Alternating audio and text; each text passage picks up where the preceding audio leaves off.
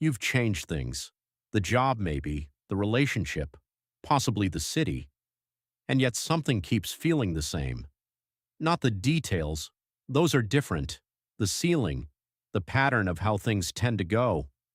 That's not bad luck, that's not circumstance. That's your identity running the same script it's always run. And the frustrating thing is, you can work harder, plan better, try more, and nothing shifts until you understand what identity actually is and how it controls everything. Here's what's actually happening. Every person has what you could call a self-concept, a default setting, a quiet, automatic sense of who they are, and what someone like them gets to have. It's not something you chose consciously. It was built over years, from feedback, from experience, from watching the people around you and learning what was normal for someone in your position. And here's the thing about a default setting. It runs whether you're paying attention to it or not. It filters what you apply for, what you think you can ask for, whether you speak up in the room or wait to be invited, how much money you expect to earn, whether you genuinely believe a better situation is available to someone like you. You don't experience this as a belief, you experience it as reality. Think about the last time you talked yourself out of something before you even tried. Was that logic, or was that your self-concept deciding what you're allowed to have? Your self-concept works like a thermostat. When your external life drops below what feels normal, you take action. You push, you apply, you try harder. But when your external life starts to rise above what feels normal, above what someone like you usually has, you pull it back. Not deliberately, not in some dramatic way. But the brain's job is to keep you consistent with your identity.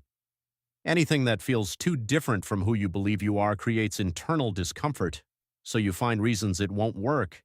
You hesitate at the key moment. You accept less because the more feels somehow wrong. Someone applies for a promotion. On paper, they're more than ready, but in the room, they soften their answers. They apologize for opinions they haven't given yet. They minimize what they've actually done because talking themselves up feels uncomfortable. They don't get the role. And they conclude, the timing wasn't right. Maybe next year. But that's not what happened. Their identity decided before they walked in that someone like them probably doesn't get the promotion. Their behavior followed. The outcome confirmed the belief. The pattern continued. Someone starts offering a service. They research what to charge, find a range, and price themselves at the bottom of it or below it, because the higher number feels like they're pushing it. They call it strategy. They call it being realistic for where they are. But someone 3 steps ahead of them, similar experience, similar track record, is charging twice as much and not apologizing for it. The difference isn't evidence, it's expectation. It's what each person believes someone like them gets to earn. What would you charge, ask for, or go after if you genuinely believed you were the kind of person who gets those things? Someone has a good idea. Instead of moving on it, they research it endlessly.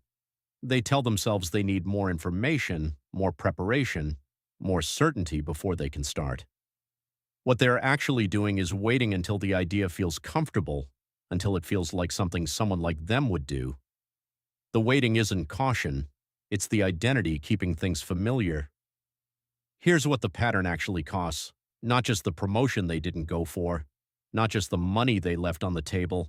It costs the sense of momentum, the feeling of their own agency, the quiet, compounding belief that where they are is probably where they'll stay, because that's just how things tend to go for someone like them. Left unchallenged, that belief becomes the ceiling you keep hitting in different rooms. What would you do differently today if you genuinely believed you were the kind of person whose life is about to change? The circumstances aren't the problem. The identity behind the choices that created the circumstances, that's where to look. 3 steps, specific, doable this week. Step 1. Notice where you're making decisions from habit rather than intention. Not big decisions, small ones. Whether you speak up, whether you apply, whether you accept the first number or ask for more. Step 2.